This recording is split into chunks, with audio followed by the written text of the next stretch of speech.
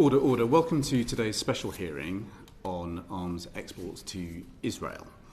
Understanding Order 152 is the responsibility of this committee to oversee the work of the Department for Business and Trade, and arms export licensing is part of the DBT's policy area. This area of policy was formally scrutinised by a joint committee which struggled to be quorate. It issued just 2 reports in the last 4.5 years. And so in January, those arrangements were dissolved and this committee assumed oversight of scrutiny of strategic export licences. Since January, we have begun our work of scrutiny, and in the light of the ECJ's provisional findings, we thought it was important that we begin bringing together evidence in order to inform Parliament and to ensure that parliamentary debates that follow from these hearings are as well informed as possible about the legal questions in play and the decisions that ministers have taken. So, if I may, Lord Sumption, just kick off with you. Could you just tell us why, in your view, having signed the letter from a number of lawyers, you believe that the UK government should now be suspending strategic export licences? Well, it is in part dependent on the politics, in the broad sense of the word, of international tribunals. I think it's unlikely that the UK government, given the relatively small scale of its involvement in the arms trade to Israel, would find itself at the receiving end of proceedings in the ICJ. But I have to say that I, and I assume the other signatories of the letter, have proceeded on the basis that the UK government would wish to comply with its international obligations and not simply to avoid a situation in which its non-compliance was brought before the ICJ.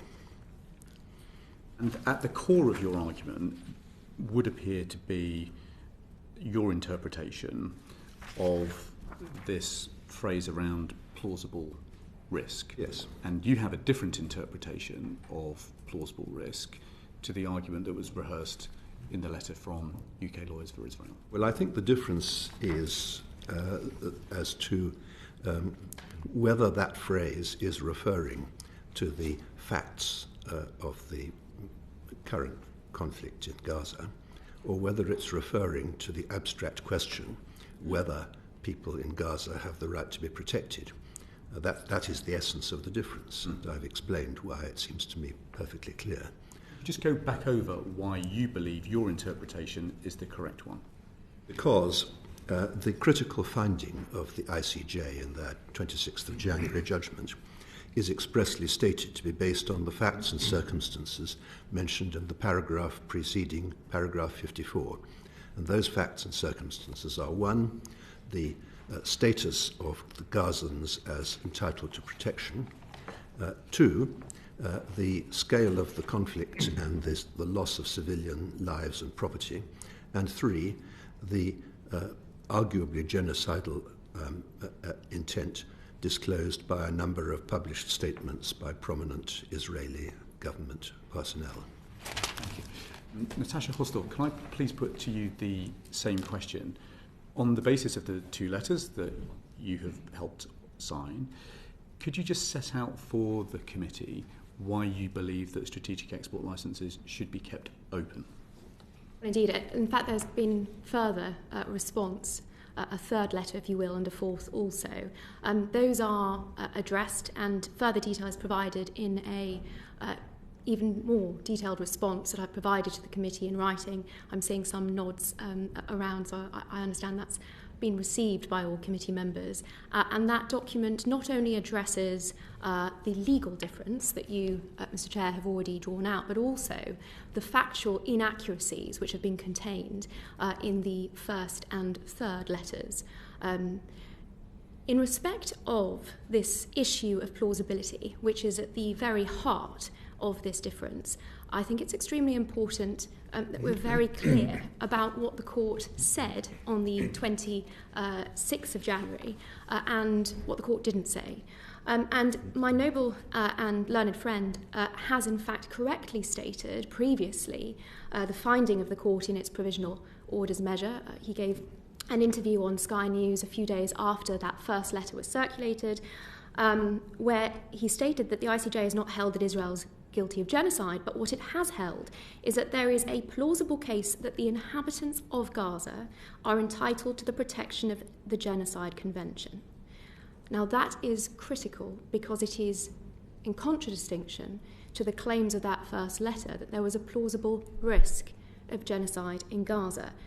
I want to be clear at the outset, plausibility at the provisional measures stage of the International Court of Justice is a procedural matter. It is not about the alleged wrong being committed. And the establishment of a prima facie case for the indication of provisional measures rests therefore on a finding that the rights claimed plausibly exist, not that there's been a violation of them. And the case law clearly indicates, as does, I would suggest, the wording adopted by the court itself, that this is about whether or not those rights are essentially subject to a legal determination. Do they fall under the Genocide Convention? Now, it's very important to understand why it is that these allegations of genocide are being advanced. It is not because there is any currency to the allegations, any real evidence to base this on.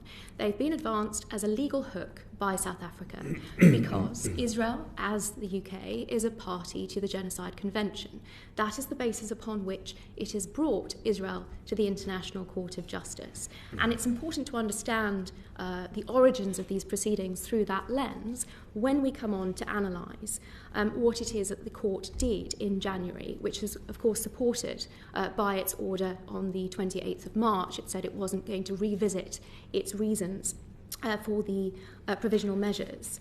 The 9th of April follow-up, so this is the third letter that I referenced, fundamentally also, I'm afraid, misinterprets the necessary conditions for the indication of provisional measures, and this is under Article 41 of the court statute. Now, the plausibility test was first introduced by the court itself as a parameter. This was in the Pulp Mills case, because provisional measures give rise to obligations on states.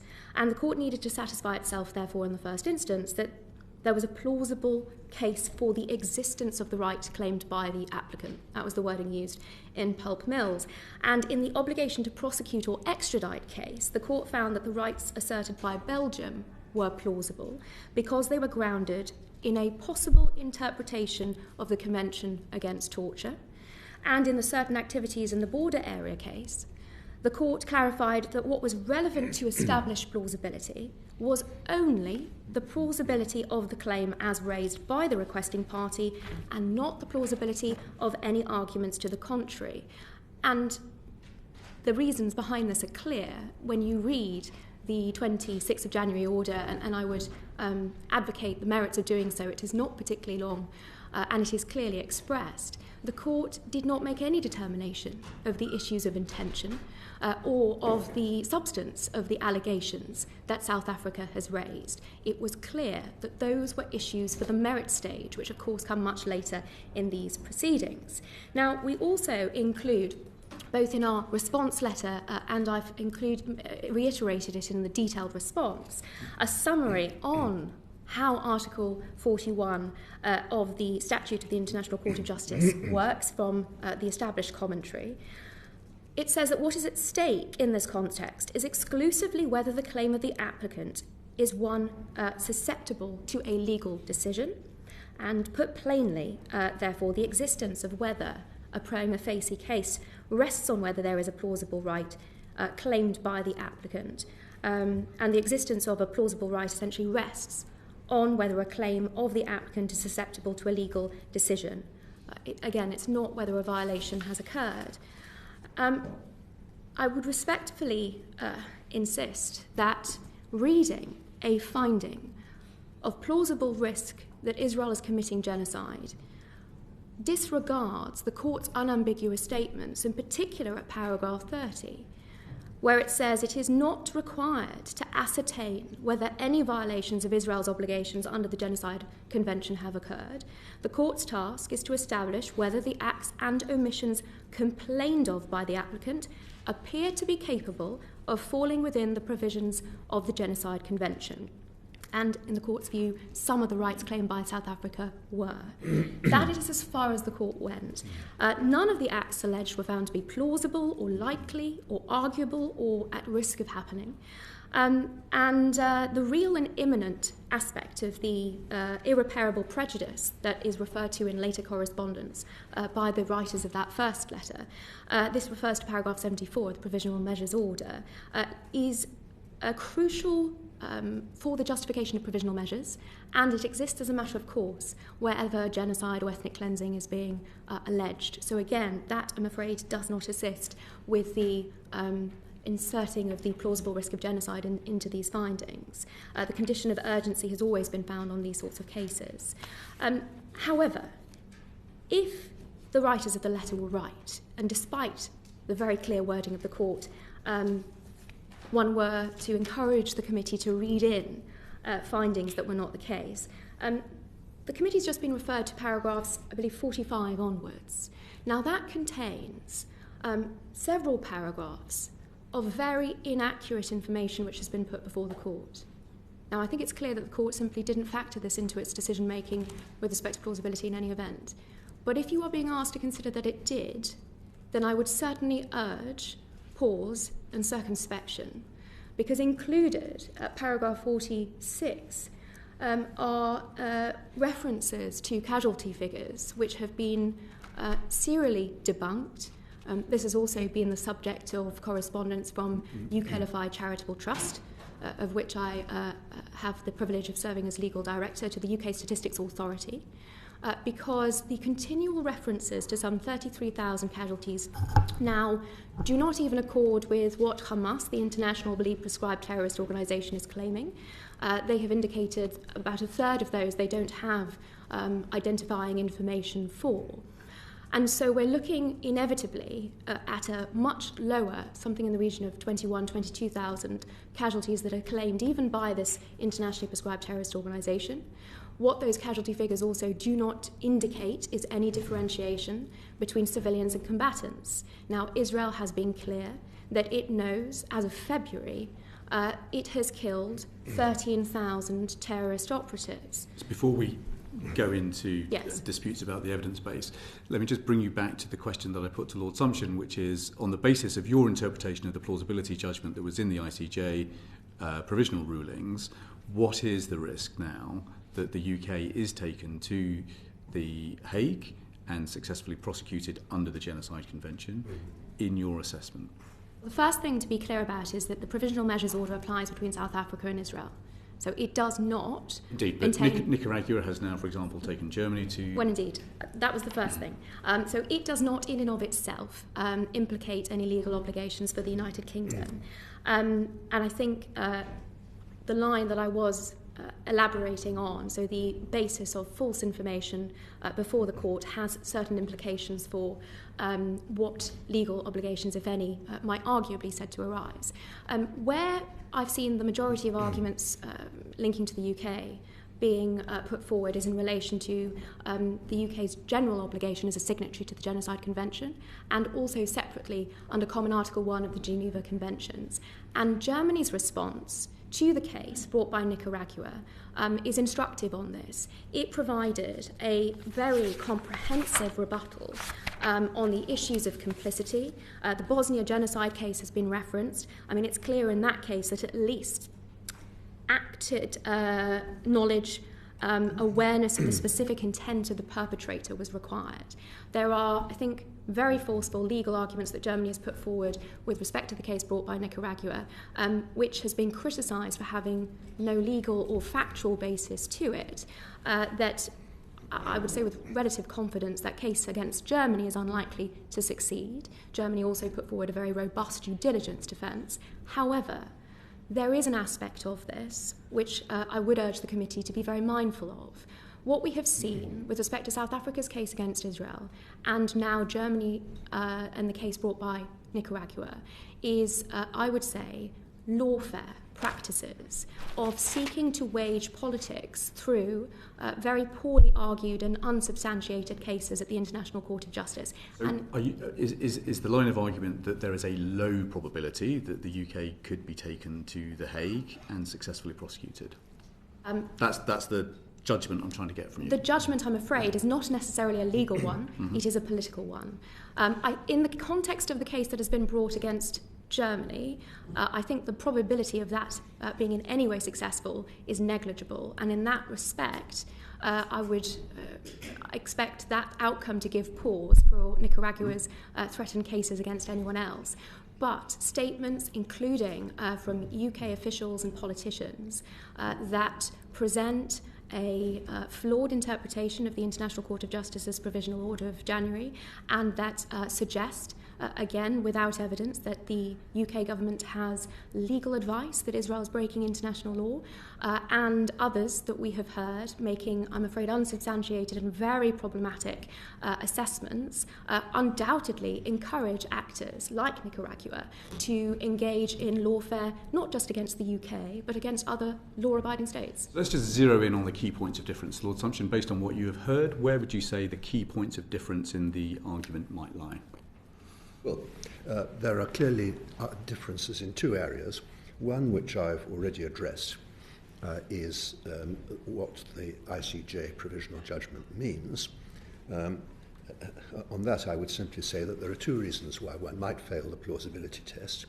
One is that there is no legal basis for it, and the other is that there is no factual basis for it, even on a provisional footing. This particular case was held by the ICJ to satisfy both tests. Now, I don't claim to be an authority on the details of the conflict, but I am impressed by the fact that a court of very considerable prestige has regarded this as a matter which warrants interim measures on the 26th of January, and which does so for reasons which are set out, many of which are factual. Part of my friend's objections seem to be an attack on the way in which the ICJ itself approached it. And since that is the only judgment which has been given so far by any international tribunal on this point, I would be inclined to give greater weight to that than my friend's views about the quality of Nicaragua's case in another proceeding. This is a judgment based on reputable sources, the UN agencies primarily, but also the World Health Organization. And that seems to me to be something that the committee ought to be impressed by, although I would be the first to admit that it is not conclusive. Natasha, very quick response to that. Well, just on the casualties point, at least 5 statistical analyses have been carried out by statisticians, data scientists, biomathematicians and economists, including from the Wharton School of University of Pennsylvania, the Royal Melbourne Institute of Tech, Washington Institute for Near East Policy, that say that the figures, which include those put before the court, do not add up and are likely fabricated or manipulated. And then as I was indicating, since the 10th of April, even Hamas has acknowledged that 1/3 are unsubstantiated by identifying information. I was also indicating that, and it's important that the committee members are alive to this, no distinction is made by this internationally prescribed terrorist organisation between civilians and combatants, and no identification of the manner in which the casualties alleged have come to die. We know that Hamas is bombing its own civilians. We know they've been shooting their own civilians. We know that rockets fired from Gaza towards Israel are also falling short in the Gaza Strip. Is it fair to say that the argument you're presenting basically rests on one, which is a legal interpretation around the plausibility judgment, and second, a dispute about the evidential base? Well, as I phrased it earlier, the first and only real issue is the unambiguous application of the plausibility test that the court adopted at the provisional measures stage. This is not new. This is how the court deals with provisional measures. And certainly what I have said is in no way an attack on the International Court of Justice's provisional measures order. I think the fact, and this has been referenced, that provisional measures were ordered is also worth mentioning. Because it's the nature of those provisional measures which also indicate, I think, what the court was doing here. The dissenting judge, the Ugandan judge Sebutinde, called the provisional measures ordered in January redundant. That was because they simply restated the existing international law obligations on Israel, namely to comply with its obligations under the Genocide Convention. The only addition was a report which the Israeli representatives provided to the court within the permitted time frame. And the reason that the key orders being sought by South Africa, namely that Israel be ordered to cease its operation with immediate effect, were not ordered by the court, gives further credence to the only reading, unambiguously, of the court's determination of plausibility. So that is the primary point. But the reason I reference the inaccuracies, not least because we do so in great detail in the document I've put before the committee, is also because if it were the case that what is being advocated, that the court has actually considered these matters, which would in itself be highly unusual at the provisional measures stage, then it will have done so on a misinformed basis because of these extreme factual inaccuracies. And that is something that would come into play were the original argument credible. Thank you. Mr. Lavery, did you want to come in at this stage? I want to just ask with reference to the High Court judgment this week, or the High Court proceedings this week, because documents revealed in the High Court proceedings challenging the export of the UK weapons suggest that the Foreign Secretary Lord Cameron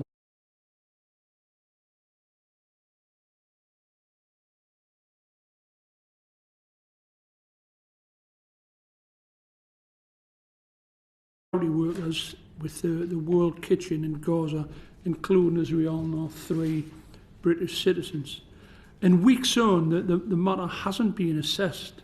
The court documents also reveal that Israel is not providing the UK government with information on any specific incidents and continues simply to provide assurances after investigating itself.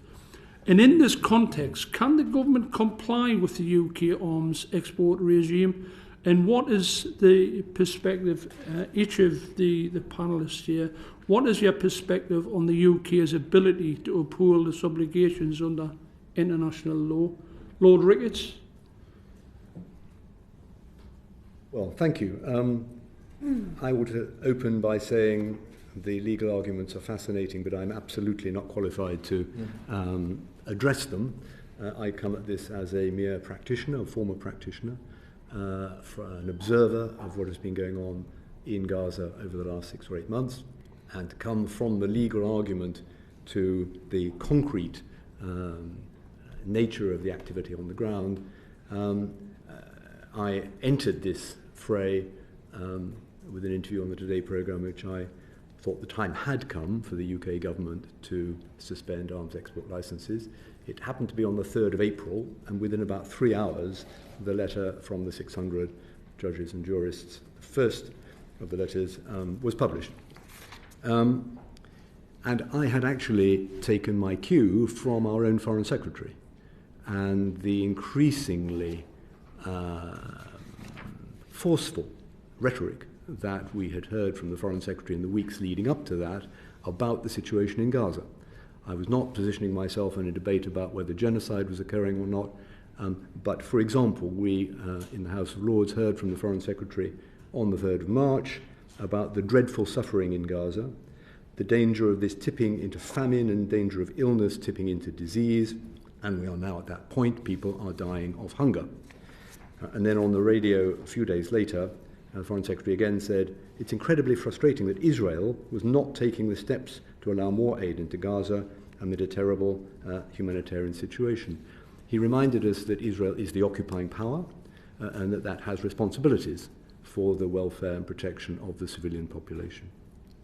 And whatever the casualty figure, and I think probably we will never know how many people have died in Gaza, and certainly not in what circumstances, since the journalists are more or less completely excluded from Gaza.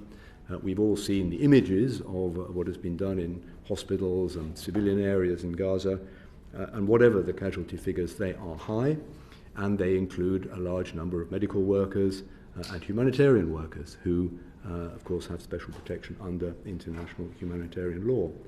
And I was cued onto this really by the Foreign Secretary saying on the radio, that Israel has responsibilities and a judgment will be made, he said, in the coming days on the 8th of March, whether Israel remained compliant with international humanitarian law.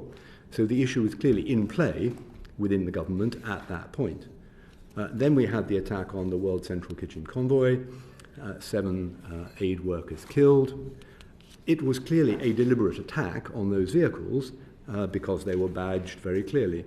The fact that perhaps Israel had intelligence suggesting there were Hamas combatants, to use your phrase, in the vehicles was clearly wrong, and 7 humanitarian workers died. And that was not an isolated incident. So it was on that basis that I said, as a layman, I thought there was ample evidence at this point for the government to conclude that a suspension of our arms sales to Israel was justified. Which there is a precedent in August 2014. Which there is a precedent. And bearing in mind that we are not a major supplier of arms to Israel, my argument is open to the objection it would be a gesture. Another way of putting it would be that we take seriously our published conditions, criteria for supplying arms, which to paragraph 2C of our criteria is that the government will judge whether there is a clear risk that the items might be used to commit or facilitate a serious violation of international humanitarian law. That's the bar the government have set themselves, and that's why I said that I thought the time had come to conclude that, recognising that I was a layman, and we've now subsequently had the Foreign Secretary saying in Washington that the government have had a further review of the evidence, and their legal advice shows that they can continue arms supplies for the moment. Okay, fair enough, but I think it was right to put that issue out in public, and that there's been a useful debate afterwards. Lord Sumption? I don't think that I can add to what Lord Ricketts has said on that point in answer to your specific question. I agree with him. You agree with what Lord Ricketts said? Yes. Despite the fact that what I have mentioned, what's been revealed in the High Court this week about the fact that the Foreign Secretary and the Business and Trade Secretary agreed to continue with UK arms sales following the incident with regards to the Central Kitchen workers in Gaza, and the fact that the Israeli government are basically marking their own homework. They're not complying with what they need to comply with. They're not supplying the government with the investigation, the details of the investigation and what happened in these instances, which have been absolutely tragic. I think we'll all agree on that. The view is that still think that the government are complying with the UK arms export regime, and also we have the UK has the ability to uphold its obligations under international law. I'm confused by this, I've got to say. I don't think, with respect, that what you have just said is at all inconsistent with what Lord Ricketts said a moment ago. That I broadly agree with the points that you have made, and I think that they are essentially the same as the ones that Lord Ricketts has made. The fact is that there has been a lack of discrimination in the Israeli response, which is profoundly troubling and particularly affects the operations of humanitarian agencies like World Kitchen. So I don't actually think that there's a difference here. Okay. If I may come in on that, I think the real issue here is that this analysis or pseudo-analysis is being advanced on a worrying false premise, even on the basis of what came out yesterday. The position, as has been articulated by the Divisional Court in the campaign against the arms trade case, the judgment that came out in the summer of last year, was clear about the ability of the executive to make decisions on export arms licensing privy to information that is simply not in the public domain. It has the advantage of intelligence sharing by the states that are concerned. In this respect, as in that 2023 judgment, which referenced the assessments of the United States that played a role, were a factor in the government's decision-making process vis-à-vis Saudi Arabia. We have had clear indications from the United States that under its assessment, Israel has not violated international humanitarian law.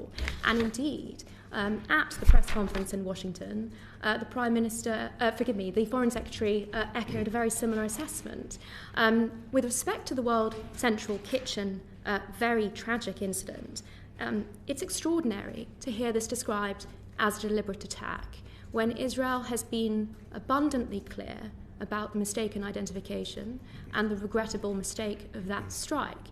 Now, this unfortunately happens with respect to all law-abiding states. One only needs to think back to a recent, very well-publicised example in 2021 in the context of the evacuation of Kabul and the US strike on an aid worker and his family. It is not the case, and there is no evidential basis to suggest that Israel's approach has involved a lack of discrimination. Quite the contrary. Israel's consistent upholding of international humanitarian law, the principles of necessity, distinction, proportionality, precaution, have been the subject of detailed analyses through past conflicts, especially in the context of the high-level military group, which I believe the committee has already been referred to their past reports, but also in the context of the current conflict. And that must be discerned from the analysis and the conclusions that have been drawn by the government in this instance. There are a number of other issues that have been raised. The reasons I would stress that the casualty figure inaccuracies are significant is that it is on this basis that these conclusions of indiscriminate attacks or disproportionality are being drawn. Now, not only, I'm afraid, is that legally illiterate in terms of the proportionality principle in international law, which is not about comparing casualty figures. It is very clearly about weighing the anticipated direct concrete military advantage of a strike against the anticipated collateral damage. It is an intention-based analysis. It is not an effects-based analysis. But all of these misrepresentations of international law are essentially feeding the mispremise upon which these conclusions are being drawn. Likewise, reference to famine that has been made. As of last night, there were 650 lorries of humanitarian aid post-inspection by Israel that were awaiting distribution on the border inside Gaza. Since the start of this war in October, there have been 24,018 lorries of humanitarian assistance delivered. That equates to 449,230 tonnes. It is, by the World Food Programme's estimates, 3 times there's as much. not anything at all to do with the question that I asked, by the way. These nothing at all to do with the question that I did ask. Well, Ricketts, I think you were just indicating, and actually there is a question for us actually as to how, given the arguments that you've heard, how in government this matter was settled in 2014 and how government should be working today to make a conclusion. Yes, let me just respond. I'm sorry if I'm legally illiterate, but when I talk about a deliberate strike on the World Central Kitchen convoy, I mean there were 3 vehicles. Images have shown each was struck with a precision weapon directly on the vehicle. So the Israeli forces intended to attack those vehicles. They clearly did not have accurate intelligence on who was in those vehicles. But that is a pretty critical point. And it may well not be the only case. I think one of the problems the British government has here is it is simply impossible to verify what happens in the tactical engagements that go on constantly in Gaza, often at night, and they've been going on for 6 months. So to say with any confidence that anyone knows what weapon was used, whether conditions of proportionality were met, is extremely difficult. In most conflicts that I've been involved with, the press have been there.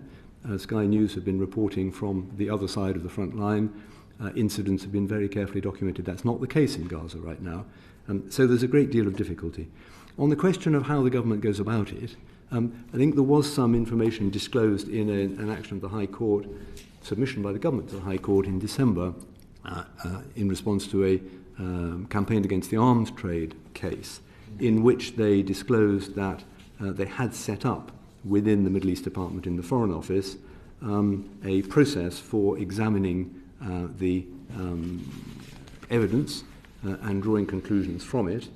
We were invited to believe that the Foreign Office did an assessment and sent a recommendation to the Secretary of State for Business, and we're being asked to believe that Number 10 has no input into this decision. As a former National Security Advisor, I would be really interested in your reflections on that decision-making process and whether it's an accurate representation of what could be going on now. Well, the decision-making process, when I was still in government, I left in 2016, I suspect hasn't changed very much. That is, it's the responsibility of the business secretary, or whatever the title of the job is of the day, and their department to issue licenses and to be accountable to Parliament for that, and they do that on the basis of advice from the Foreign Office and the Ministry of Defence. So there is a Whitehall process. So no one in Number 10 opines? I mean, I don't recall arms export licenses issues coming to me while I was National Security Advisor. If it's a much more broad general issue like an arms embargo, then certainly the arms embargo on Libya that we introduced in 2011 with a mandatory UN Security Council resolution, that was clearly a matter that came to Number 10.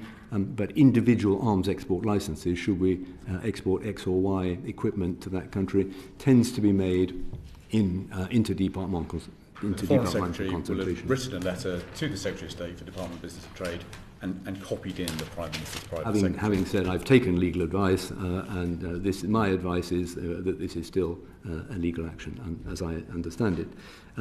As I say, there is a bit of detail on the process within government that was disclosed in the government submission to the High Court in December, that there is now an international humanitarian law compliance assessment process within the Middle East Department. And the text that was published then, it's clearly not the legal advice, but it shows an indication of the complexity and the difficulty for the government in writing about this. The letter said, advice to the Foreign Secretary, we are satisfied that we do have sufficient information on compliance to inform our overarching view of Israel's compliance with international humanitarian law, that the record of compliance does not reveal a pattern as suggestive of unaddressed underlying systemic weaknesses which might undermine other material pointing towards an ability and willingness to comply with international humanitarian law. That's a pretty formidable sentence. It is, and I think your argument is there's no way that His Majesty's government could have the information to make that judgment. Well, to be certain about that, no. Yeah. It is a judgment, I think that's a key word, and clearly the judgment made by Foreign Office lawyers at the moment is that the legal base is there. There's a problem for government, and we've had this in many cases, where the government asserts and rests on legal advice that it has, but then is unwilling to publish that legal advice. It reminds me a little bit of the problems about when the government relies on intelligence, but then says we can't publish the intelligence. I'm going to pause you there because I'm going to bring in Andy MacDonald, who's going to get into some of the mechanics of how these judgments are made. Chair, I'm just conscious that there is one member of the panel who has actually experience on the ground on these matters. Yep, and the committee members will put the questions to the witnesses as they choose when they're making their questions. But Mr MacDonald. Thanks, Chair. If I may, Lord Ricketts, just return to the chronology in terms of advice, because I think yesterday in court it was revealed that the Secretary of State for Business and Trade last reviewed and approved arms sales to Israel on the 8th of April. But on the evidence from that hearing, the government hasn't reviewed whether Israel is committing IHL violations since the 29th of January in the context of export reviews. And it's not received any legal advice on whether Israel is complying with IHL on violations after the 29th of February. This would mean that the Secretary of State for Business hasn't considered any violations or atrocities from the last 3 months in their decision to keep exporting arms to Israel. Given your experience, if there's such a gap in the chronology and the assessment base, is that something that you would think proper in terms of conduct of government? I assume that the process is a periodic review. That's not how it's described. It's actually described as a continuing review. Continuing review. We've had the Foreign Secretary saying in Washington just, I think, last week, as required by the UK's robust arms export regime, I have now reviewed the most recent advice about the situation in Gaza and Israel's conduct. The latest assessment leaves our position on export licenses unchanged. But if he doesn't say when that advice was dated. That's the point. That's the point. Have no so if it is knowledge. that it hasn't considered any of these alleged violations or atrocities for the last 3 months, given that we're told that it's this ongoing review is on a fortnightly basis, that seems to be entirely inconsistent and unacceptable, does it not? Well, the Foreign Secretary finished by saying, as ever, we will keep the position under review. And my advice to him would be to certainly keep the position under review and make sure you have the most up-to-date possible analysis on the basis of what's happening, including... You'd accept the point that 3 months ago is not up-to-date? Oh. Yeah, I would be surprised if the last legal advice they had is 3 months ago, given the intense public controversy about the World Central Kitchen attack and everything that's happened since then. Okay, if I could just move on, Chair, just looking at the licensing criteria itself, the government says it will not grant a licence for arms exports if it determines that there is a clear risk that the items might be used to commit or facilitate a serious violation of international humanitarian law. I'll pause there because this is a risk-based environment, not an evidence-based environment. And in terms of the facilitation of serious violations, we're not just talking about munitions and bullets and bombs, we're talking about starvation as well. And on the 12th of April, the government referred to a parliamentary statement from 2020 when discussing the question of Israel's compliance with international law. According to this statement, the assessment of clear risk includes, amongst other things, whether a country has genuine intent and capacity to comply with IHL. We hear a lot about capacity, but we don't hear in this place a great deal about intent. And in terms of that obligation to observe international law, it might be worth reminding ourselves of the 4 pillars of military necessity, humanity, distinction and proportionality. So it's an open question, Lord Ricketts and Lord Sumption and Mrs. Hausdorff, but what evidence is there that Israel has a genuine intent and capacity to comply with IHL as part of its Gaza operations? I don't know whether, Lord Sumption, would you like to comment? We'll go that way. Well, the Geneva Convention of 1949 forbids indiscriminate attacks on civilians, indiscriminate destruction of civilian property, destruction of food, water and other facilities necessary for survival, and imposes an obligation to allow humanitarian relief without limit. Now, those are obligations that, formally speaking, exist only in conflicts between states, which this is not. On the other hand, the same principles are applied as part of customary international humanitarian law. And I think the problem is that the methods used by the Israeli Defense Force are necessarily indiscriminate. Essentially, what they are trying to do is to eliminate a needle in a haystack by destroying the haystack. Each shard of grain in that haystack is a human life. So that I find it very difficult to see on the information available in the public domain how this can be regarded as a proportionate or a discriminate approach. I think if you look at the evidence of what's been happening in Gaza, Israel has complete control over access to Gaza by land, sea and air. And therefore it is within Israel's control to facilitate or impede the import of humanitarian aid. We've heard some of the numbers of aid that has been delivered. I don't know how that compares to the counterfactual of what would normally have gone to Gaza before the conflict. But the language of, for example, our own Foreign Secretary or Antony Blinken, the US Secretary of State, has become increasingly exasperated with Israel's blockage of humanitarian aid. the international community have been forced to the extremities of airdropping pallets of aid into Gaza. Extremely dangerous process, by the way, since it can kill civilians. And even the US building a pier to allow aid to be delivered because Israel has refused to open Ashdod port or facilitate sea access to Gaza. So the behavior of the Western countries shows that they are indeed feeling that Israel has been blocking access. I've already quoted Lord Cameron as saying it's incredibly frustrating that Israel is not taking the steps to allow more aid into Gaza amid a terrible humanitarian situation. So that's David Cameron's view, and throughout his time since he was appointed, he's been very strong on this point. Israel, as we know, took every step to undermine UNRWA, the UN agency, with a lot of allegations about UNRWA staff being members of Hamas, effectively blocked UNRWA operations in the north of Gaza. The World Central Kitchen withdrew after the attacks on its convoy. So the distribution of the aid that is piling up outside Gaza is itself extremely difficult. No doubt the situation within Gaza to distribute aid is very difficult. So, I think the evidence shows that Israel's allies have been increasingly frustrated that Israel has not been expediting aid at a point when there is famine, risk of famine in Gaza, risk of disease, lack of water and essential supplies and medical facilities.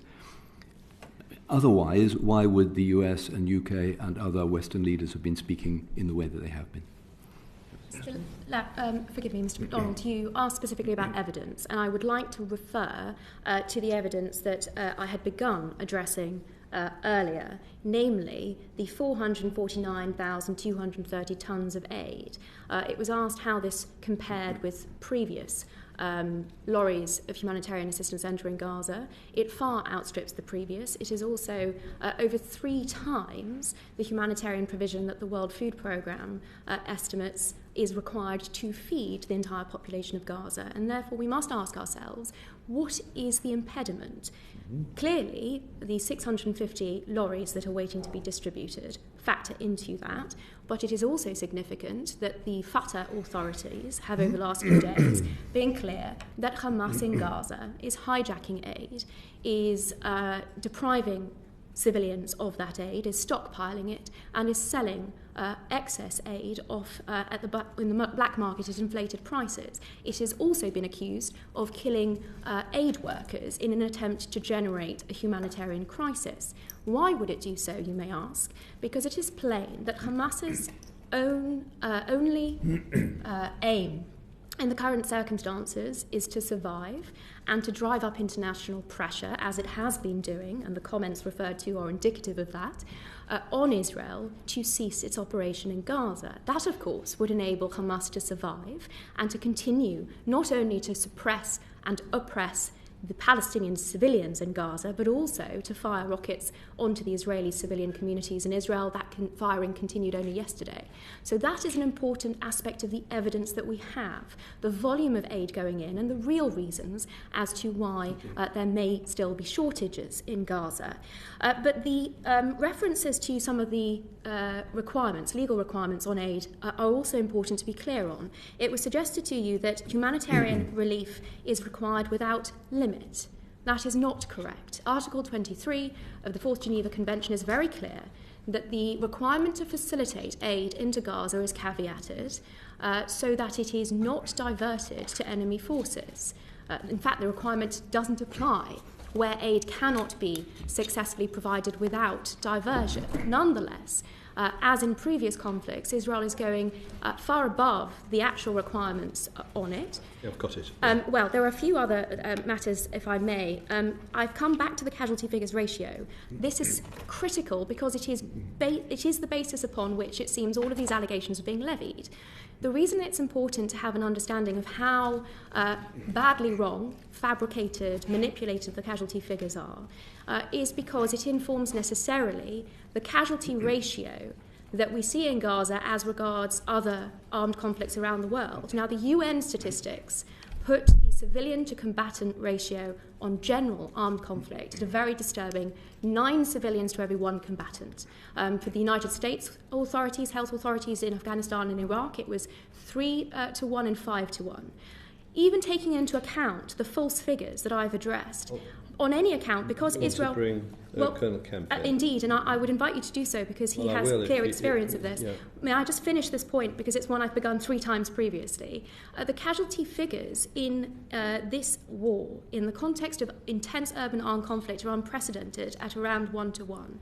And that puts the lie to what we have been hearing about indiscriminate strikes or disproportionality, bearing in mind, of course, that it is not an effects-based analysis, but intention. Okay, so there's a tariff of acceptability here in terms of ratios, and you're saying that the 33,000 and rising, as quoted, is inaccurate, and that 2/3 of those figures are women and children, and you do not accept that. Let's bring in Richard Kemp. I will.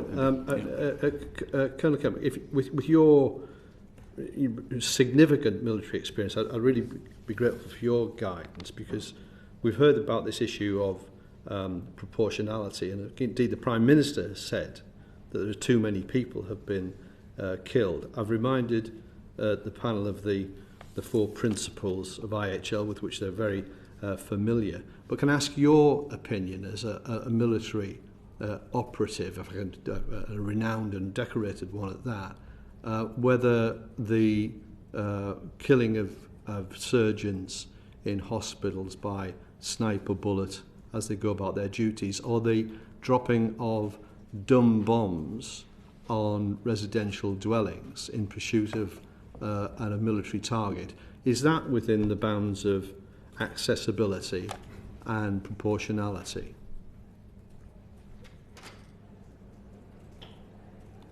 Colonel Kemp? Sorry, I think I got the gist of that. My line is not the best. Oh, okay. I should just point out that I've been in Israel for most of the last 6 months, including spending time on the ground in Gaza on several occasions, observing the actions of the IDF. And I'm here effectively as a representative of a kind of think tank called the High-Level Military Group, which is made up of former chiefs of staff and senior military commanders from around the world. And certainly my observations, my direct observations, as well as my analysis of what I've seen in the media and elsewhere, is that Israel is doing all that it possibly can to comply with international humanitarian law in Gaza. And I've witnessed firsthand exactly the way this is done. I could, but I won't spend your time enumerating all of the different measures that the IDF take to prevent the loss of innocent life on a battlefield. But they are, in my own experience, all the different military forces I've been involved with or observed, far in excess of what most other armies are able to do.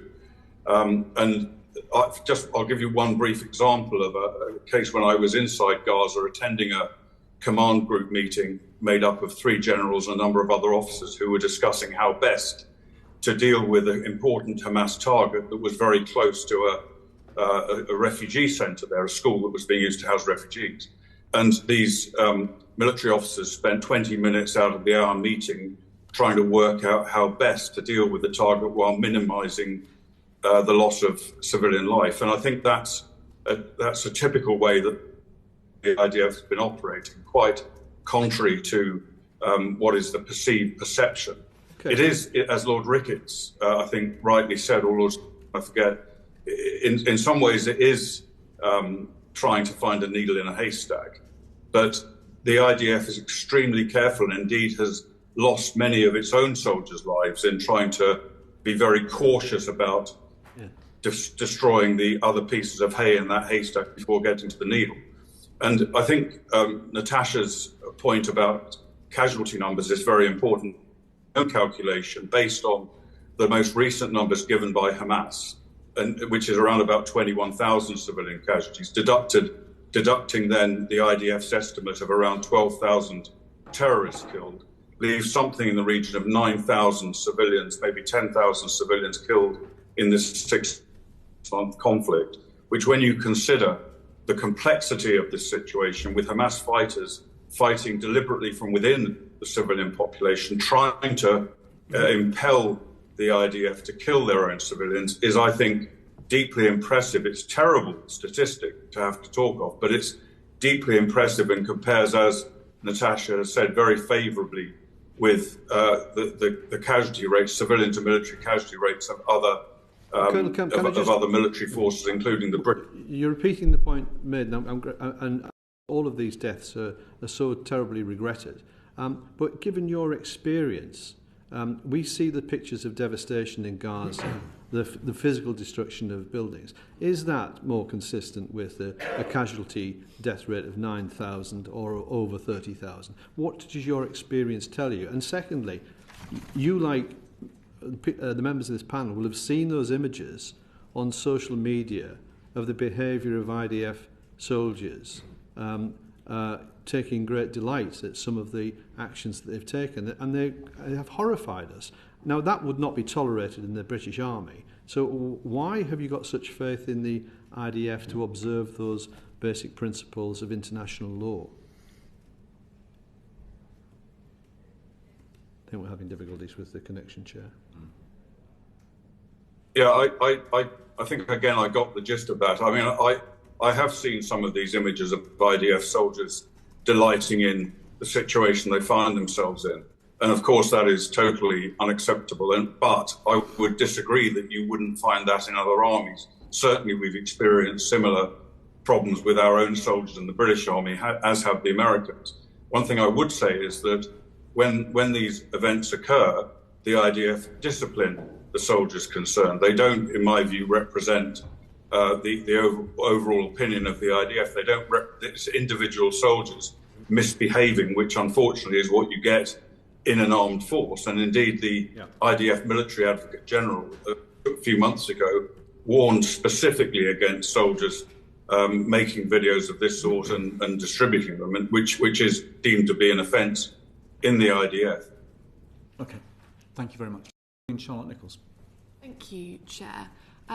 We spoke before a bit around the government's application of the strategic export licensing criteria having been the subject to judicial review, and where these decisions have been taken previously in reference to Saudi Arabia during its military operation in Yemen.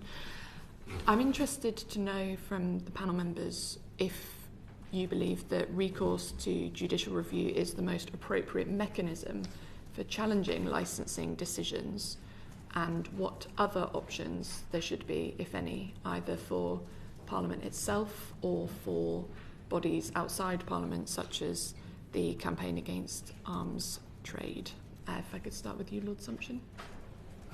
Judicial review has its limitations because it's not the function of the court on judicial review to substitute its own judgment for that of the responsible minister. I think that judicial review has an important place part to play, especially in cases where it is being alleged that the minister has taken a perverse line, but actually by far the most important measure, restriction on government, in my view, is its responsibility to Parliament, and that highlights the significance of the deliberations of your committee. Ms. Hausdorff, if I come to you next. I think judicial review is appropriate, but ultimately the check of judicial review is whether the proper process has been followed. Ultimately, the question of whether Israel is complying with its international humanitarian law obligations is one that is best assessed by the executive, and this was made clear by the Divisional Court in the Campaign Against the Arms Trade case in its judgment last year. That's because an assessment such as the one we've been discussing involves judgments about targeting, the appropriateness of targeting, which it must be said that the people with the best expertise on those issues reside most likely in the MOD, perhaps also the Foreign Office, and are indeed the officials who have been conducting in conjunction with lawyers the assessments which the government has been relying upon. I would actually highlight paragraph 166 of the Divisional Court's judgment last year, which I think clearly spells out the division of responsibilities. What we have seen, unfortunately, in a number of judicial review applications that have been brought on these issues, is an attempt to put forward a correctness review as opposed to the proper process of judicial review, which is to assess the process by which government officials and the executive has conducted this.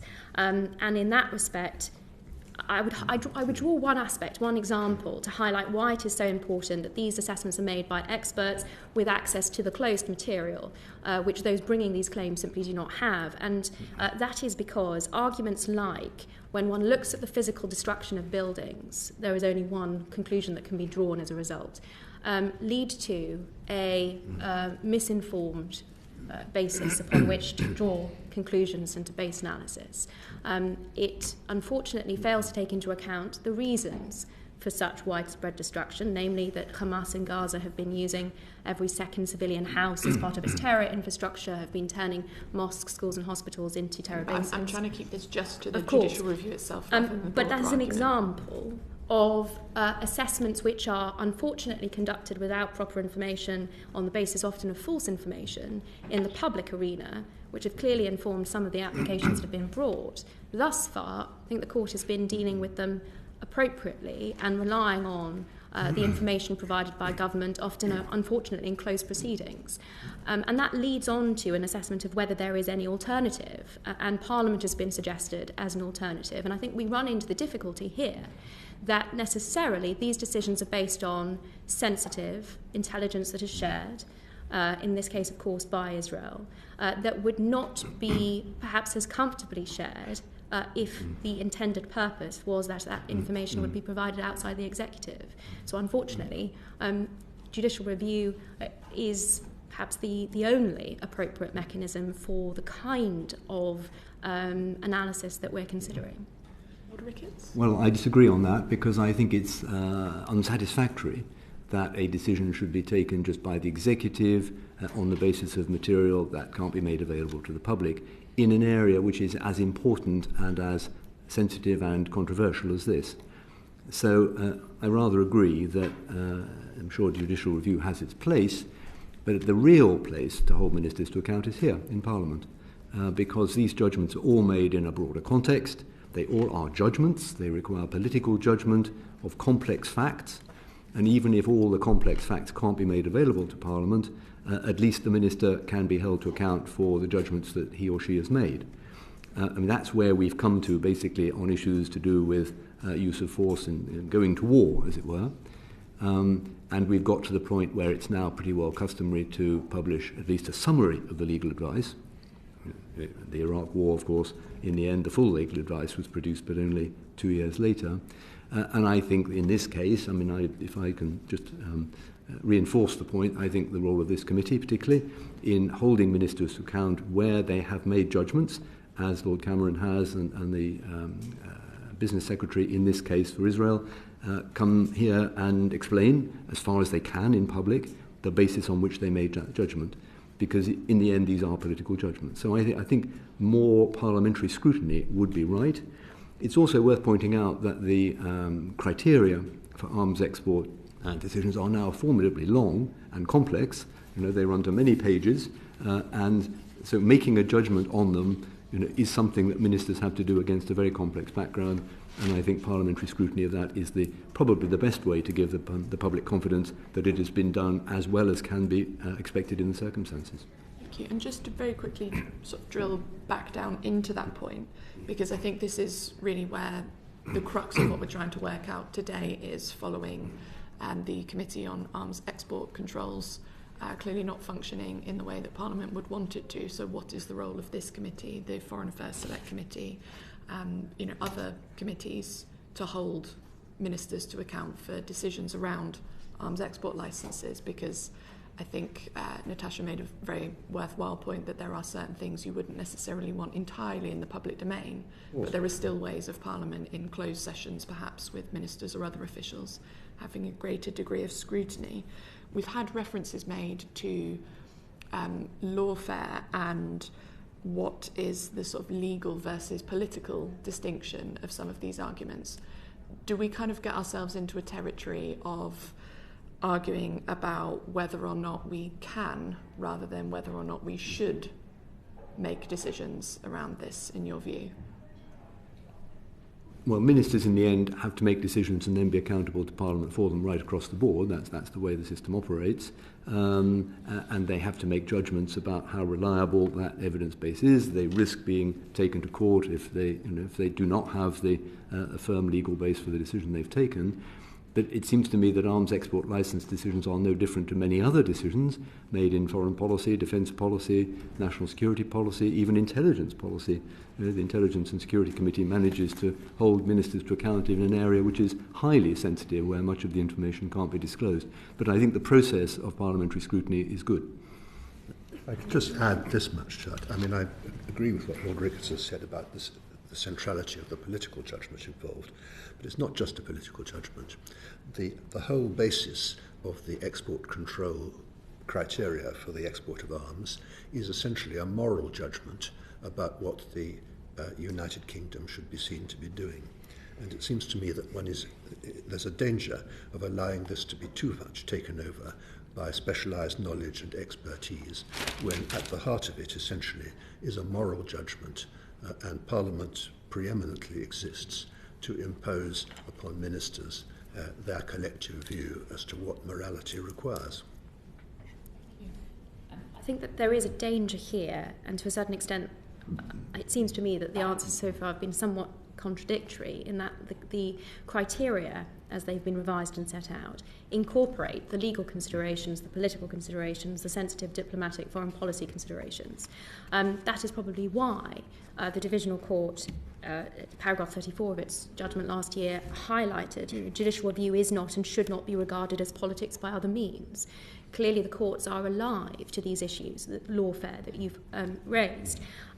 But to suggest that these are decisions that should be led by purely moral assessments is particularly dangerous, because these are inevitably predicated, as they have been in the public debate so far, by misinformation and by false, inaccurate statements that have been put into the public domain that don't bear scrutiny. It is government that is in a position to properly assess those, because it is provided with the counterfactual and the evidence in this instance from Israel that is plainly either not in the public domain, or that which has been made public is not being given nearly the amplification that the false allegations have been. And therefore, I think the courts so far have been expert in navigating what it is, which is a check on the executive that they are adopting the appropriate process. Thank you. Jane Hunt and then Andy MacDonald. Thank you very much, Chair. So this committee is about trade, and I'm going to ask you a specific question about trade, all four of you please, but starting with Lord Ricketts.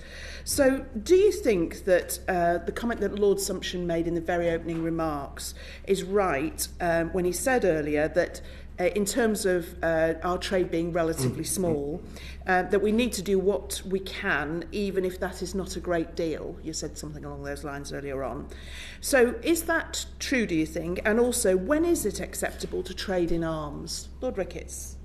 Well, I think it's acceptable to trade in arms when the arms export licenses meet the criteria set out by the government. And the UK, I think, does £70 billion worth of arms exports a year. And they do that in accordance with the criteria. It's an important part of British industry, creates a lot of jobs, as your committee will be very well aware. So arms exports are not in themselves wrong. The problem comes where the regimes using the arms are potentially going to use them in a way which contravenes their international humanitarian law and therefore our obligations.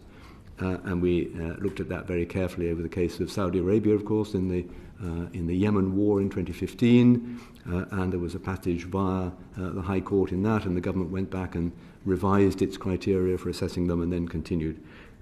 So, I mean, I think that is the well-established process. In the case of Israel, it's true, we are not a major arms supplier. I think the total was £42 million for the last recorded year, 2022. I mean, that's set against the many billions that come from the US, including the billions voted yesterday by the Senate.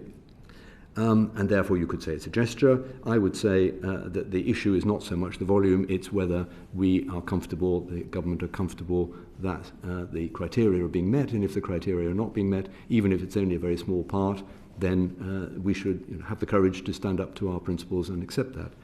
The point has also been made, of course, that Israel might retaliate against the UK by restricting Israeli arms sales to the UK.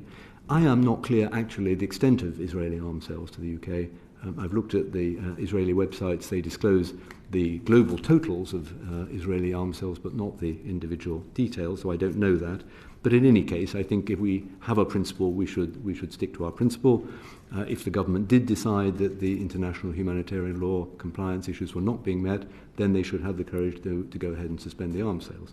For the moment, they haven't done that. But I think that's the policy process that I would see, and the Department of Trade will be agreeing many arms export licenses a year, in line with the criteria, not a rising controversy. And there are just some cases where much closer scrutiny is required. Thank you very much indeed, Lord Ricketts. Lord Sumption, did I quote you correctly, and are you happy with what Lord Ricketts just said? Yes, I would have given exactly the same answer as Lord Ricketts has just done from a legal point of view. The arms control criteria, as stated to Parliament, broadly correspond to the international obligations of the UK under international humanitarian law. The question, therefore, is whether we're applying them, not whether we've got the right principles. Right, thank you very much. Natasha. I certainly agree in terms of the application of the criteria and the applicable international law.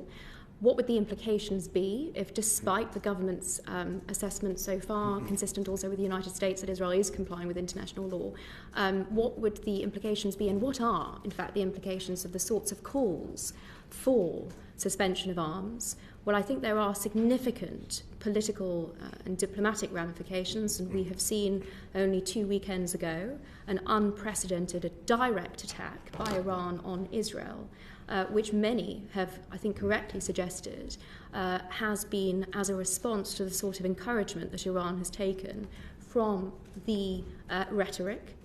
It was referenced earlier from the United States. It has also in part been coming out of the United Kingdom vis-à-vis the application of international law in Israel's continued operation in Gaza.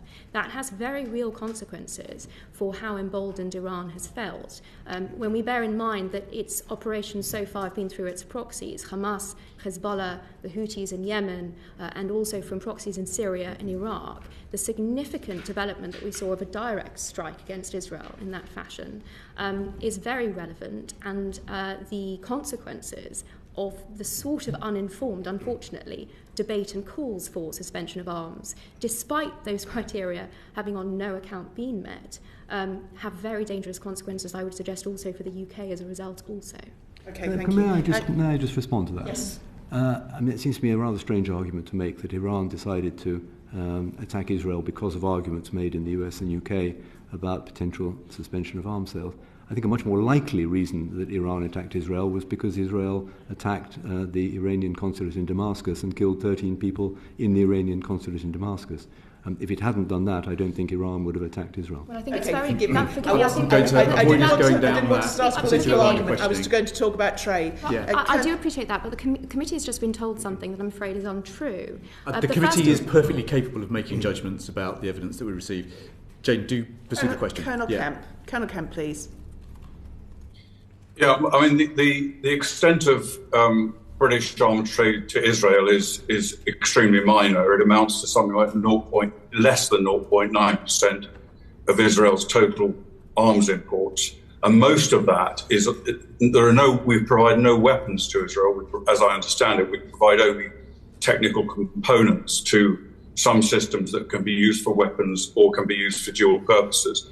And much of that is used in Israeli weapons that are exported to other countries for their own use. So it's very, very minor. On the other hand, the arms imports to Britain from Israel amount to about 2.7% of our total global arms imports. And they do include some very significant military hardware, including tank protection, something called the trophy system. They include anti-aircraft defence systems, they include drones and some other things that are extremely useful for us, for our armed forces. Now, of course, as I think Lord Ricketts said, it would be wrong for us to purely base our decision on exporting arms to Israel on what we get in return. And of course, the decision on exporting arms must be based on all of the criteria that we've been discussing today. But I would say that, as I mentioned before, I've seen absolutely no evidence at all of deliberate breach of international humanitarian law by Israel, and certainly not anything even approaching genocide. We should bear in mind, I believe we have as again, Lord, we have a moral obligation and perhaps a legal obligation to protect countries against genocide under the Genocide Convention. And in this case, we don't have a country, in my estimation, Israel, that is coming anywhere near committing genocide or attempting to, but we do have a country, Israel, that is defending against genocide. On the 7th of October, military forces from Hamas, from Gaza, launched a major operation deploying more troops against Israeli civilians and military than we sent to the Falklands in the Falklands War. It was a very, very significant attack, and Hamas's charter spells out its determination to commit genocide against Jews and Israelis. And its actions do the same, and its leaders have repeated time and again their intention to pursue this. So I believe we do have, unless we can be absolutely certain that there is some kind of, that Israel is breaching the law, we should do all we can to support Israel in defending its own people against a genocide against the Jews in Israel. Okay, again, this is about trade, but thank you very much indeed. I'm going to speed through the balance of questions, but Mr. MacDonald? Thank you, Chair. Just going back to this business of the relatively small amount of exports going to Israel from this country, 42 million, £104 worth of 2022, 114 standard individual export licences. But Lord Ricketts, Lockheed Martin is the lead contractor for the F-35, and that's built through an international coalition with 15% of the value of all 50 F-35s made in Britain. And Lockheed Martin themselves said the fingerprints of British ingenuity can be found on dozens of the aircraft's key components. Now, the intellectual property may have gone, but isn't there still that obligation upon the United Kingdom to, with reference to that significant contribution, to think about steps, even though it may not have a particular impact now, to demonstrate that commitment? It may be beyond a demonstration, but in concert with the moral obligations of this country. Isn't that a valid argument to make? If I understand your argument, you're saying that the UK should be prepared to take a review on how F-35s have performed, how they're used, after we've supplied components for them, after they've been delivered by Lockheed Martin to third countries. I mean, that gets us into pretty difficult territory, I think, because there will be British components in very many armed systems around the world, many made by the US. And I think the capacity of the UK to dictate how a weapon is used that has some components from the UK in it is quite limited, actually. So I'm not sure that that's going to take us very far. Is there any obligation, perhaps Lord Sumption, upon us to acknowledging the contribution that we've made to the facilitation here, to take steps in response, and be that suspension of arms sales or something more nuanced short of such a suspension? Well, legally, we have to do what we can. We are not required to do things that are likely to have no or negligible impact, but we are required to do what we reasonably can, and that includes assessing the effect that our decisions may have on other people who supply arms to Israel. And Mrs. Hausdorff, am I right in assuming that you think we shouldn't even trespass anywhere near these issues of arms suspensions? Well, these matters are under consideration, but again, the concern is that this analysis and even this discussion is being conducted on a false premise, which is that Israel is breaking international law. Morality has been mentioned a number of times around this discussion, and it is significant, the point that Colonel Kemp makes, that there is an entity that has been subject to acts of genocide by Nukhba forces, the Hamas terrorists and other terrorists that crossed the border on the 7th of October.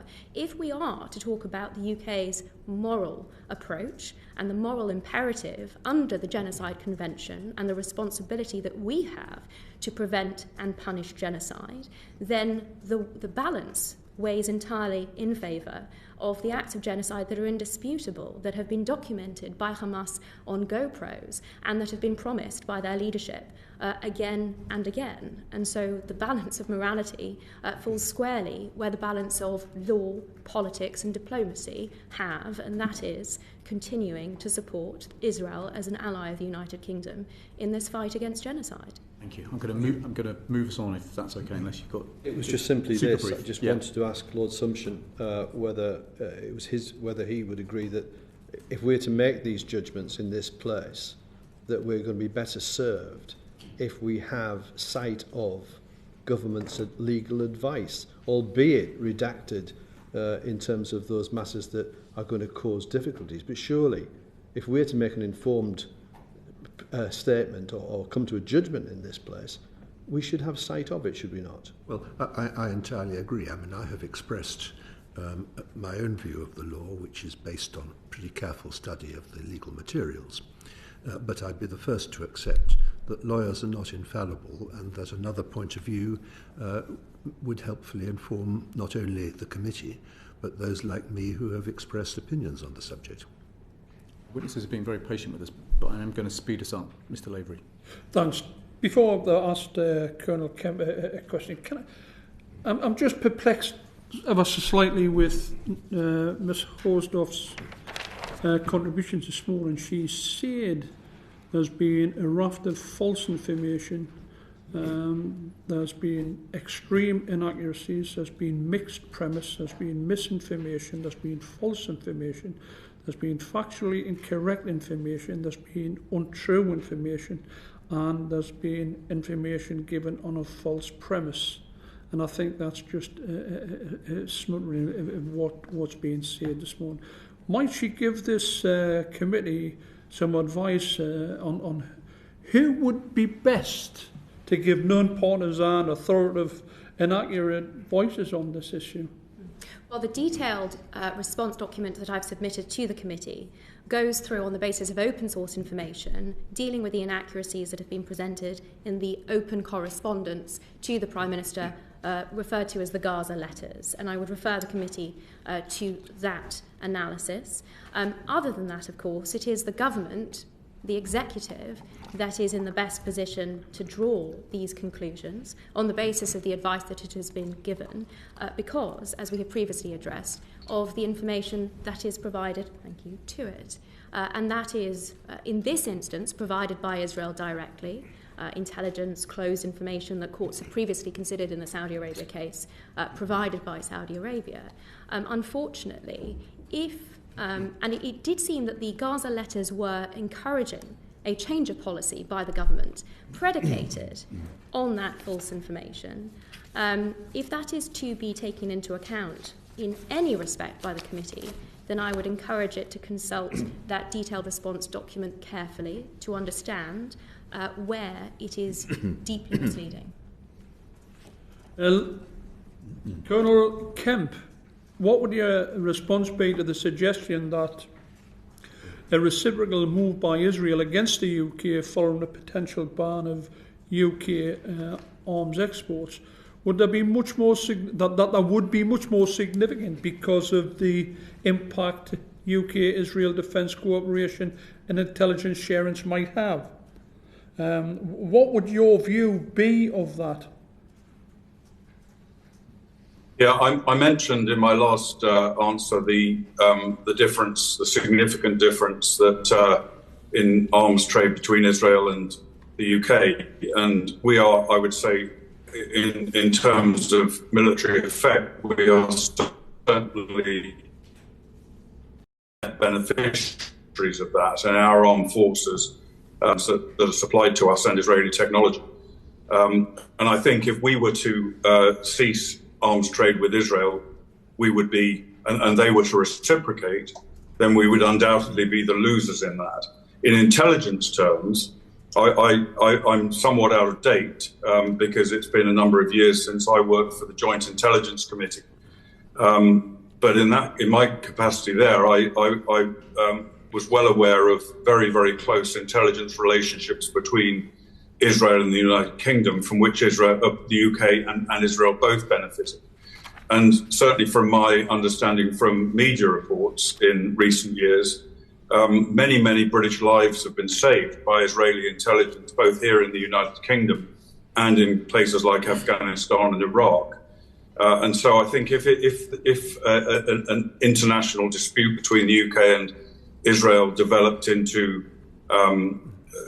Israel considering ceasing providing intelligence to us, I think we would be at a huge disadvantage, and potentially there would be loss of British lives. But from my knowledge of the way that the Israeli government and the Israeli intelligence services operate, I think even if there was a real breakdown in relations between Britain and the UK, it's highly unlikely that Israel would cut off intelligence sharing with the UK. And indeed, they share very, very important intelligence with a number of other countries that are even considered their enemies around the world. So I think there would be a negative impact for us, but I don't believe it would extend to a breakdown of intelligence sharing. Do you agree with that? Yes, I agree with Colonel Kemp on that. I think it's uncomfortable to make the argument that we could not think of applying the criteria in our own arms export licensing because of concerns about the reciprocal implications from the other country. But what Colonel Kemp says is just an example of the complexity of the decisions that ministers have to make.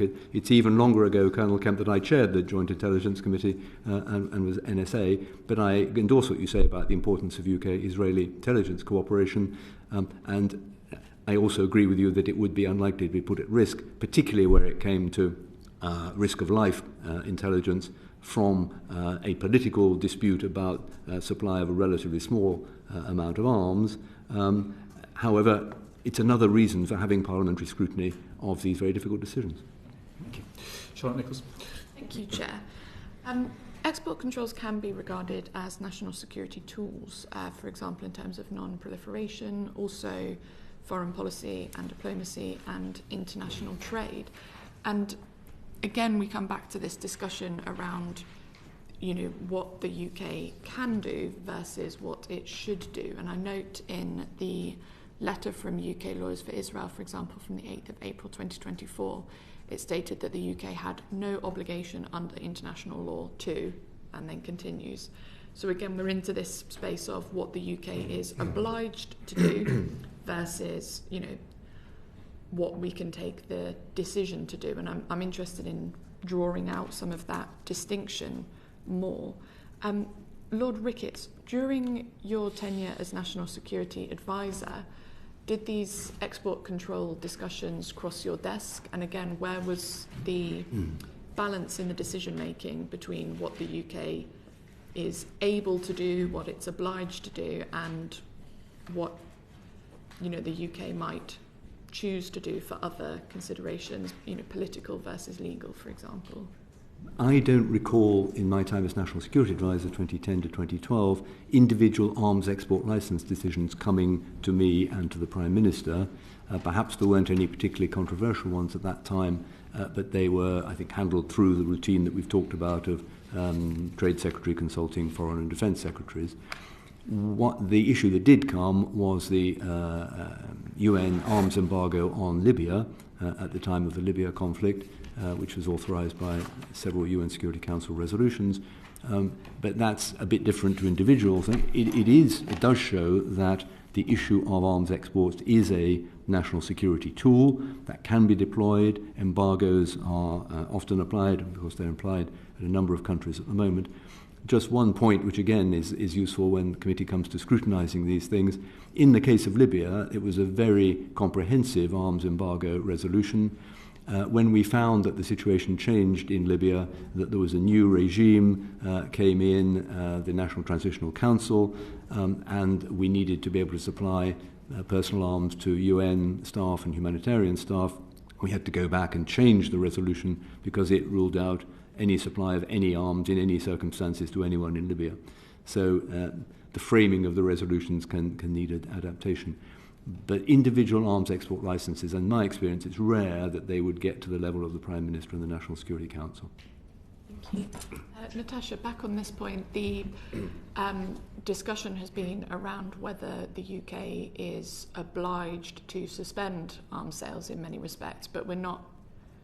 I suppose the counter-argument is that we're not obliged to trade with them either. So where would you put the balance there? So the UK LFI response dealt with the question of a legal obligation, because what the first letter had put forward to the Prime Minister was that the UK had a legal obligation to suspend. And that was incorrect, not least because of the initial discussion we had on the question of plausibility, but also under, for example, the UN Security Council resolution that was being advanced, which formed a political resolution, not a legal one. So there is no legal obligation. It then comes to a consideration of all of the issues that have been addressed so far to do with Israel and its supporting a war that it is fighting against Iranian proxies. And the UK has not just done so in the context of the arms that it has been the cooperation we've already heard about, the very limited export from here, but also in the context of what we saw the RAF being deployed to defend Israel against Iran's direct strikes some 2 weeks ago. And all of this certainly comes into play because it's important to factor in that this is not just a war that Israel is fighting against Iranian proxies on its own behalf, but it is on behalf of Western liberal democracies like the United Kingdom and like the United States. And the aid package that was referenced, that was passed by an enormous majority yesterday in Congress, is also indicative that the United States recognises, despite some of the troubling rhetoric that we've heard, which is out of sync with the updates that we've had from COGAT, the unit of the IDF that is its sole purpose is to provide for humanitarian assistance for civilians. Despite the fact that we've had some of this concerning rhetoric, the position that has been adopted has been robustly to support Israel, not just fighting the genocide that was referenced earlier, but also on our own behalves, because Iran and its proxies make it clear that while they are starting with Israel, they don't intend to end there. So if we're looking outside of the legal obligations as to the balance of the United Kingdom's interests, then the answers on that, I would respectfully submit, are pretty clear also. Lord Ricketts, do you think that we could use our export controls in a more strategic, advantageous way, outside of, again, the legal argument about whether we can? Again, I'm back into the should argument, I suppose.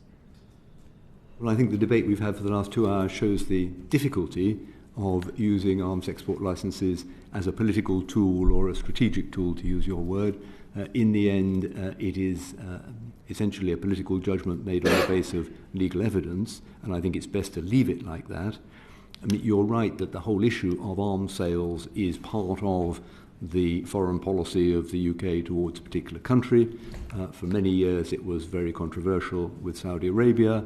There were great concerns about what Saudi Arabia was doing in Yemen, and then a few years later we find that the UK is part of a coalition striking Houthi targets in Yemen because the Yemeni militias are attacking shipping. So it's a very, very complex world. Things do change. I think it's best to leave arms export licensing where it is as a political judgment made on legal criteria as best as ministers can, and subject to debate and scrutiny and challenge in Parliament, if necessary in the court, and not try and use it for wider leverage purposes, which I think gets more and more difficult. Thank you. Lord Sumption, anything you'd like to add? The obligation legally is to do what we can. That undoubtedly leaves a margin of judgment to the UK as to what the best way of doing this is. But it's clear that they are obliged to do something. And arms sales have this special feature, which is not present in other kinds of sanctions, which is that they are concerned with material that is directly being applied in the military policies that, at least arguably and I think very probably, break international humanitarian law. Thank you. Mr. Higginbotham. Thank you, Chair. I want to follow up on some points that Charlotte Nichols and actually Andy MacDonald were talking about earlier, and then I'll move to another point. And this is on this strategic approach to arms exports and whether there's any risk there. And Lord Ricketts, I'll address it to you if that's okay, because I think it's probably most pertinent to your experience. When we were discussing earlier, and Andy MacDonald mentioned it about this, the F-35, and it's got component parts made here in the UK, and we were talking about the difficulties we would have if we were to try and extrapolate from that end use. I was reminded of a case with Germany a year or so ago on the export of Typhoon to Saudi Arabia, I think it was. Is there a danger if we go down that route and apply more discretion rather than the published criteria, we become a less reliable partner when we're trying to come up with international consortiums to do some of these things that we just can't do on our own?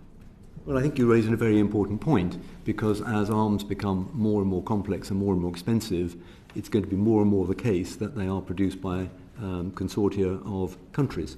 And the Typhoon example is a very good one. There are others in the land vehicle area as well, I think. And I would not want to see a position where the UK routinely took a different position from its allies on how weapons that include UK components could be used. I think it's important that we have a collective approach to that. So I think that you're right to highlight the point, but if you are going to join a consortium of countries who manufacture an advanced weapon, you have to have confidence, I think, among your partners in their arms export policies, so that you don't find that the arms that include some of your components have been delivered to countries whose human rights record, international humanitarian law record is bad. And I think we discovered that Germany's tolerance level was probably, whatever it is, higher or lower. I mean, they were more sensitive to the use of the Typhoon aircraft than perhaps the US and the UK and other members of the coalition were. I think you've got to have a hard-headed, pragmatic judgment and base your coalitions of producers on judgment and trust that countries will have, a similar approach to arms exports as we do. And I think that's largely been the case. I mean, we've been involved in many collaborative arms export or arms development projects over the years. Many of them have been exported, and the cases where we've had serious difficulties with our partners has been very, very limited. So it's an important issue of principle. I think in practice, it's capable of being resolved. When you say limited number of examples where it's been a problem, is that because we try and anticipate it very early on, or is it because we only really come up with programs with allies that are of such a strategic nature that we can broadly get it, or is it something? And how do we do that moving forwards? Yeah, I think the allies who we work with on the major weapon systems tend to be either the US or some combination of European countries, the French, the Germans, the Italians for fighter aircraft. I think in practice it's largely been the case that we've had a similar approach to who we are willing to supply those arms to. Germany had a lower tolerance, particularly for Saudi Arabia. The UK and France have tended to see very much eye to eye. For example, we've taken the same approach to the supply of Storm Shadow, or as the French call it, Scalp, to Ukraine. Highly sensitive decision, but the UK and France have had no difficulty, I think, taking that together. So, yeah, I think it's because we ally with countries to make these advanced systems where we have confidence that they'll have a similar approach to exporting. That will be more and more the case in the future, because more and more of these platforms will have to be exported in order to be viable. Thank you. I'll move on to my next topic. We mentioned it very briefly earlier, but earlier this month we saw a direct attack from Iran onto the state of Israel. I'm going to ask each of you whether it has changed your position, whether you've reflected on what was in your original letters or original positions.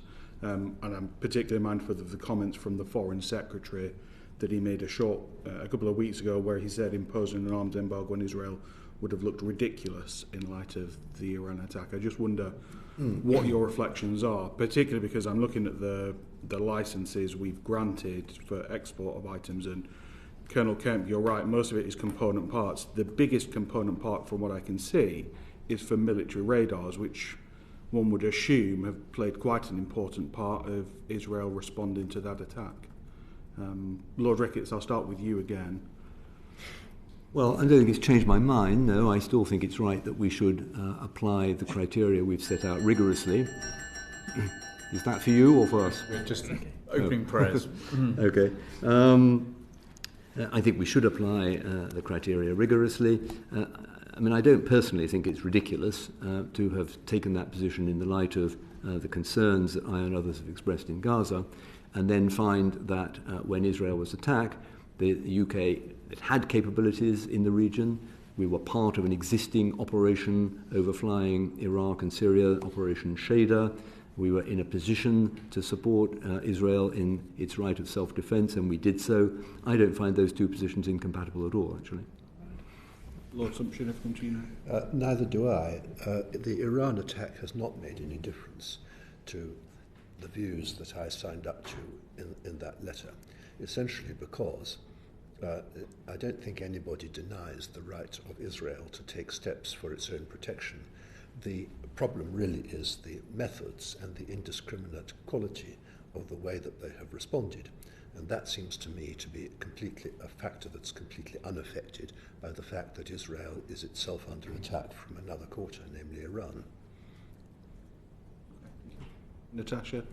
I think it's very interesting that we have seen such a focus on 330 drones, cruise and ballistic missiles launched directly at Israel last week, but the 12,000 rockets fired at Israel over the last 6 months have seemingly escaped public notice. That is 9,100 from Gaza, targeting civilians in Israel, 3,100 from Lebanon by Hezbollah, targeting civilians in Israel, 35 from Syria, all targeting civilians in Israel.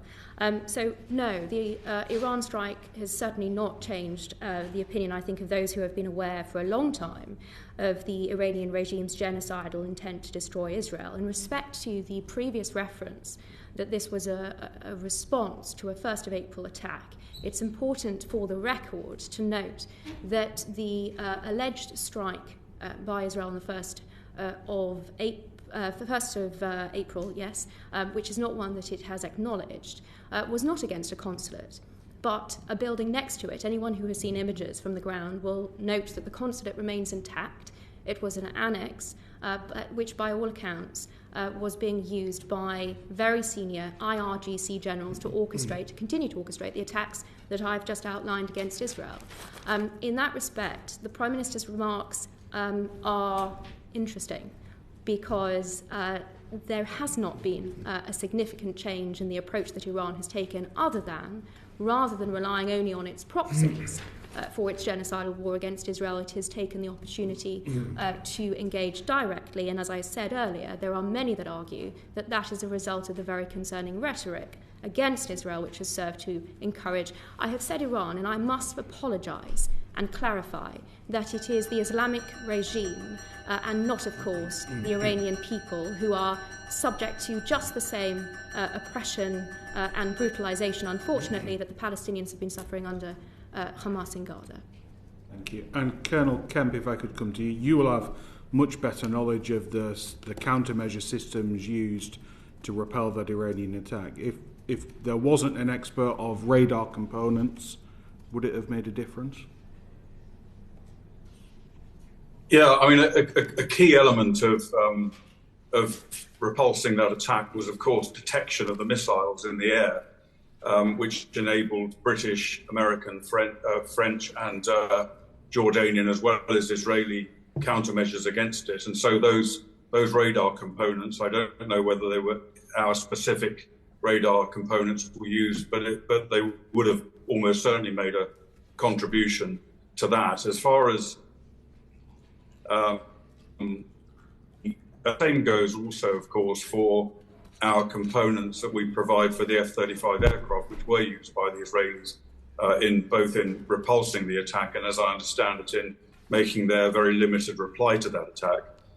But I think one thing we might want to observe is that our participation, both in providing components but also in flying RAF aircraft in defence of Israel, was not only noted by Israel but also by the Arab countries in the region.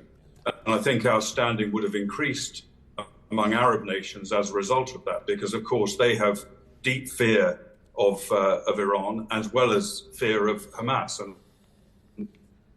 their countries are among the greatest cheerleaders for Israel in the war in Gaza, because they understand that Hamas, as an Iranian proxy, endangers them as well. So I think it's it certainly didn't change my perception of this whole picture. But if anything, I think it increased British prestige. Okay. Thank you. That concludes. Thank you very much indeed to everybody for your patience. We've run for nearly 2 hours, and you have provided your evidence in a really calm, methodical and forensic way, and we are incredibly grateful to you. You've done a great service to Parliament as we try and ensure that the House is well informed on the arguments in this debate. We would be really grateful if, on reflection after this panel, you would feel free to supply us with any further written information about points that you didn't feel that you got across, or observations on other evidence that you've heard, and we will go forward to ensure that much of this material is then used in our accountability sessions with ministers. But that concludes this panel with the committee's thanks. Order.